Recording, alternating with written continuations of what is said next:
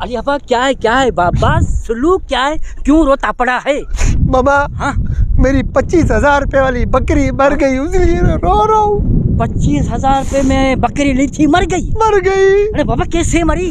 मामा रात को ठीक ठाक थी, खा पी के सोई, सुबह उठी तो ढेर पड़ी थी। अच्छा, हाँ। तो फिर यार मेरे को तो लगता है कि तुमने कोई सदका वदका नहीं निकाला होगा।